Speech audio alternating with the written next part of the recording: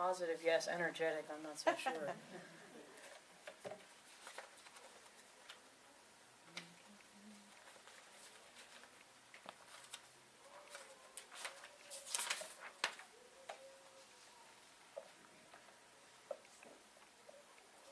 Tale of the Journeying Stream, a Sufi parable. A stream, from its course in far-off mountains, passing through every kind and description of countryside, at last reached the sands of the desert. Just as it had crossed every other barrier, the stream tried to cross this one, but found that as fast as it ran into the sand, its waters disappeared. It was convinced, however, that its destiny was to cross this desert, and yet there was no way. Now, a hidden voice, coming from the desert itself, whispered, "The wind crosses the desert, and so can the stream." The stream objected that it was dashing itself against the sand, and only getting absorbed, that the wind could fly, and that this is why it could not cross a desert. By hurtling in your own accustomed way, you cannot get across. You will either disappear or become a marsh. You must allow the wind to carry you over to your destination. But how could this happen? By allowing yourself to be absorbed in the wind. This idea was not acceptable to the stream. After all, it had never been absorbed before. It did not want to lose its individuality. And once having lost it, how was one to know that it could never be regained? The wind, said the sand, performs this function. It takes up water, carries it over the desert, and then lets it fall again. Falling as rain, the water again becomes a river. How can I know that this is true? It is so, and if you do not believe it, you cannot become more than a quagmire, and even that could take many, many years. And it certainly is not the same as a stream. But I cannot remain the same stream that I am today. You cannot in either case remain so, the whisper said. Your essential part is carried away and forms a stream again. You are called what you are even today because you do not know which part of you is the essential one.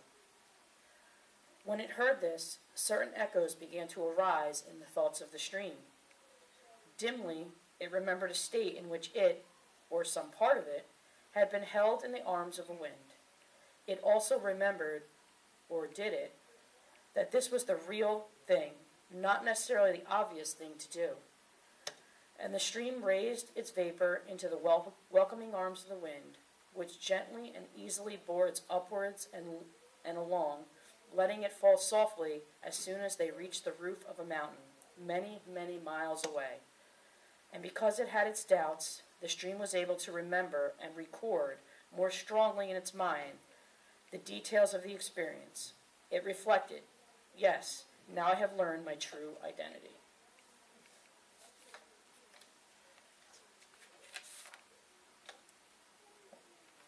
Today is Association Sunday, and the Unitarian Universalist Association, otherwise known as the UUA, wants us to join the move.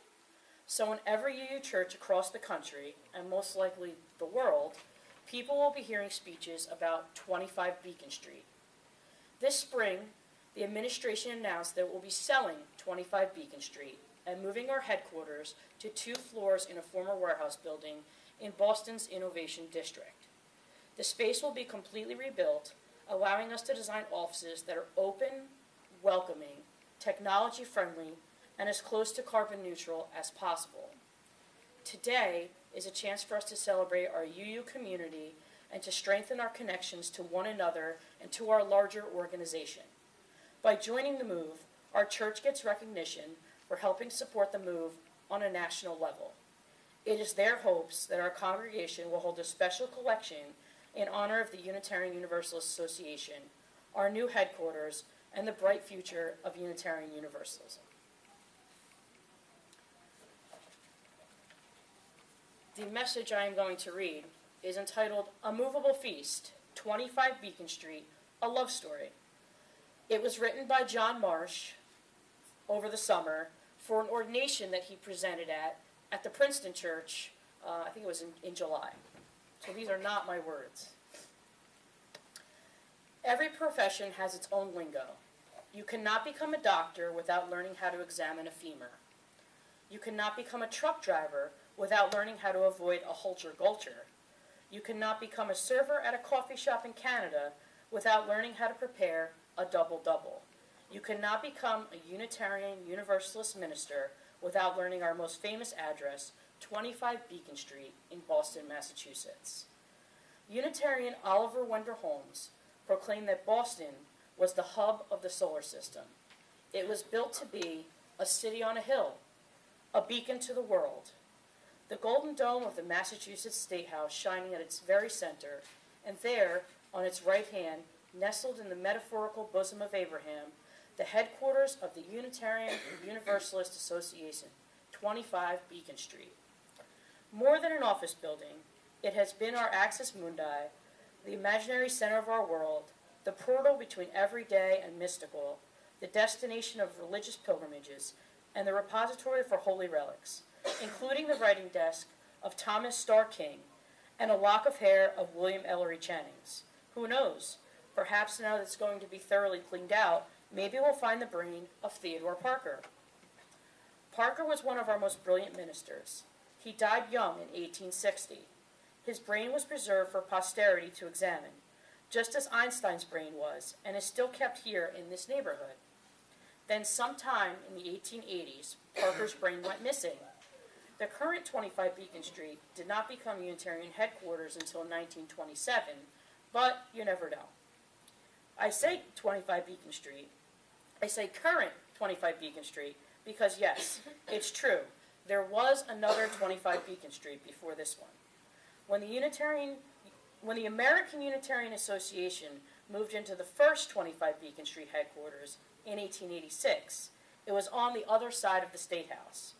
When they moved the headquarters in 1927, they had enough pull with the Massachusetts legislature that a bill was passed to allow them to take their address with them, confusing people looking for nearby buildings for generations to follow.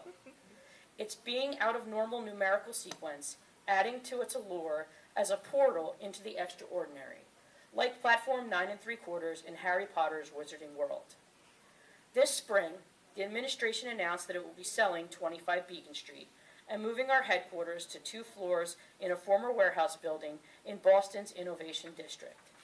The space will be completely rebuilt, allowing us to design offices that are open, welcoming, technology-friendly, and as close to carbon neutral as possible. In this sermon, I want to declare my love for the old building and tell you why I support this move. Within easy walking distance of 25 Beacon Street, the history and the ongoing life of our movement is everywhere. A few blocks east is King's Chapel, which openly embraced Unitarian theology in 1785, and which remains one of our few congregations where the name and the teachings of Jesus are expounded on a regular basis. A few blocks in the other direction is the site of the old Charles Street Meeting House, where Universalist Kenneth Patton and others introduced the idea of universalism as a melting pot for the great religious traditions of the world. A few blocks further upriver is the First Church of Boston. There's a lot of history connected with that place. And a few blocks back in the direction of 25 Beacon, the Arlington Street Church. During my divinity school years, I served as director of religious education of the Arlington Street Church. I was privileged to be working with the Reverend Victor Carpenter, a prophetic voice for social justice and practicing the politics of radical inclusivity. The Arlington Street Church has a special place in the hearts of many in our movement. It was graced by the ministry of William Ellery Channing. It was in his study that a group of people first thought up the idea of having a headquarters for our faith. It is a congregation that was, and is, in the words of Channing, always young for liberty. It also has a history associated with several presidents and would-be presidents of 25 Beacon Street. The first president of the American Unitarian Association was Samuel Atkins Elliott II. He applied to be minister of the Arlington Street Church just after he had graduated from divinity school. Goodness knows he had all the family connections. He was the son of the president of Harvard University and the grandson of a Boston mayor. However, the chair of that congregation's board declared, "What this congregation needs is not veal, but beef." And so Sam accepted a call to Denver, Colorado, from where he founded churches in Colorado Springs and Salt Lake City. From there, he went on to the Church of the Savior in Brooklyn, New York. It was from that position that he first served on the board of the American Unitarian Association. Elliott served as president of the American Unitarian Association for 27 years, and then retired from there to become minister of the Arlington Street Church some 38 years after his initial application. I think there is a message there for anyone just commencing on a career in the ministry. I cannot say for sure exactly what that message is, or maybe I should say there are several messages there. Surely at least one of them will apply in your case. In my imagination, the person whose spirit fills 25 Beacon Street is Dana McLean Greeley. Dana served as minister of the Arlington Street Church.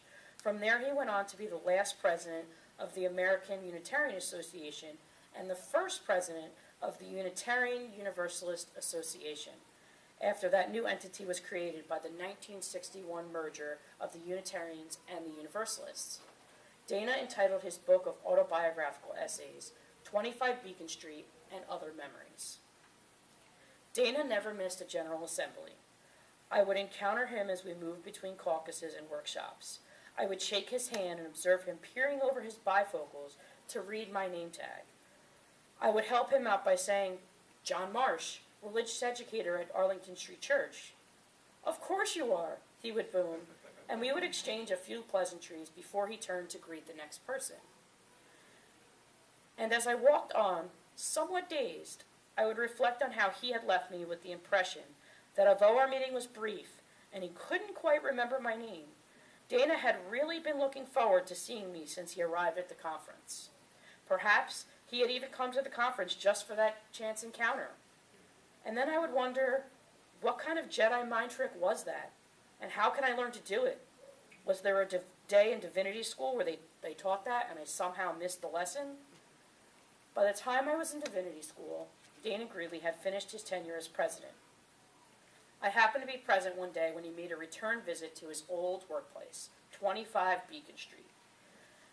25 Beacon Street is built around a central staircase extending from the ground floor all the way up to the top 5th floor. There are hallways extending away from the stairwell on each floor and various offices off those hallways. When Dana entered the building, there was an audible buzz that started at the front door and extended throughout the building, and then, as if by some magic summoning, everyone came out of their offices to the central staircase and applauded Dana as he ascended the stairs to his appointment. Peter Morales, our current UUA president, made the unfortunate remark that 25 Beacon Street is, in his imagination, a symbol of exclusivity, of wealth and privilege. That may have been true when Samuel Eliot occupied the building. I would argue that this was not the case when Dana Greeley was there. It sometimes seemed that Dana came up from the lap of God filled with blessings to bestow upon us, and he certainly encouraged this public perception. However, he did not have the family connections, nor the old money of the Eliot family. When Sam Eliot was president of the American Unitarian Association, the former president of the United States, William Howard Taft, was president of the Laymen's League and participated regularly in the annual meetings of the association. When the 1962 General Assembly was held in Washington, D.C., Dana Greeley wrote to President John F. Kennedy requesting him to appear at the conference. He began the letter, "Dear Jack." Jack did not come to General Assembly, but he did invite Dana and a small group of UUA leaders for a short private reception at the White House. A nice gesture, but essentially a photo op. In my imagination, Dana and 25 Beacon Street exemplify a willingness to put up with discomfort, dysfunction, and eccentricity in order to carry out your ancestors with you, and to speak from a place where their presence is fully intact, to exhibit grace under pressure. I have come to believe that the only way Dana was able to work with his Jedi mind trick was because a part of him believed it himself. Dana was always thrilled to meet another person of goodwill, whether it was me or the President of the United States. There is a photograph of Dana Greeley having finished hiking to the top of Mount Starr King in New Hampshire. He is wearing a three-piece suit. When asked why he thought this was an appropriate hiking outfit, he answered, "Well, you never know when you're going to have to make a parish call." I love that image of Dana, and it is still true today that once you are ordained, there are days away from work, but there are no days off from being a minister. In the words of the ancient Holy Scripture, you will be a priest forever, after the order of Melchizedek. I apologize for that pronunciation. 25 Beacon Street was built at a time when little concern was given to insulating walls and windows. A piece of mail from California would have to go on a long train ride before it showed up in Boston. The ability to climb stairs was a prerequisite for serving on a national committee.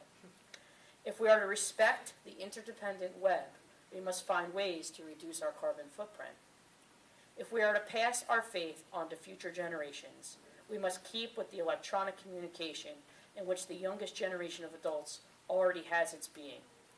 If we intend to be truly welcoming to differently abled people, to make room for a diversity of ability, we must find ways to extend to all people the full dignity due to them. For decades, we have become increasingly aware of the ways our headquarters has been working against us, and we began to understand that these frustrations may actually be threatening our long-term growth and vitality.